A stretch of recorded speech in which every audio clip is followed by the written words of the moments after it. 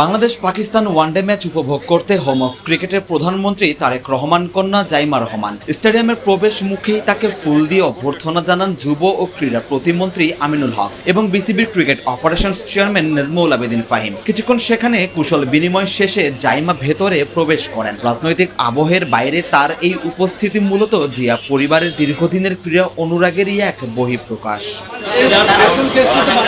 জিয়া পরিবারের ক্রিকেটের প্রতি নারীর টানটা প্রথিত হয়েছিল জাইমার চাচা প্রয়াত আরাফাত রহমান কোকোর মাধ্যমে। বাংলাদেশ ক্রিকেটের আজকের যে পাইপলাইন কিংবা মজবুত ভিত্তি তার কারিগর ছিলেন আরাফাত রহমান কোকো। মূলত কোকোর হাত ধরেই বিসিবিতে গেম ডেভেলপমেন্টের যাত্রা শুরু হয়েছিল। তার পরিকল্পনা আর হাত ধরে আসা তৃণমূলের প্রতিভা অন্বেষণই বাংলাদেশকে আজকের এই অবস্থানে নিয়ে এসেছে।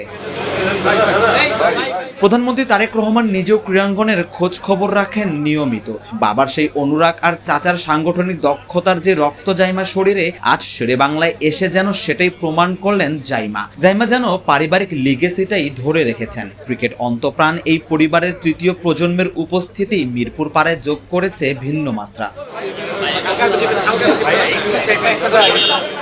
সচরাচর জনসম্মুখে দেখা না গেলেও ক্রিকেটের টানে আজ মাঠে আসা জাইমা রহমান প্রমাণ করলেন ক্রিকেট প্রেমটা তার রক্তেই মিশে আছে। মাঠের ভেতরে প্রবেশ করা সেই দৃশ্যগুলো কেবল একজন দর্শকের উপস্থিতি নয়, বরং বাংলাদেশ ক্রিকেটের সাথে এক পরিবারের নিবিড় বন্ধনেরই প্রতিচ্ছবি।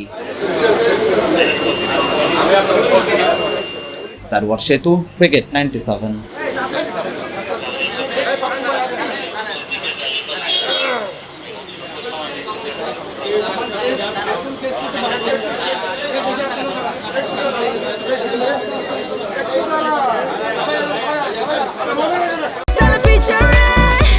Next level, well done, side by side, free.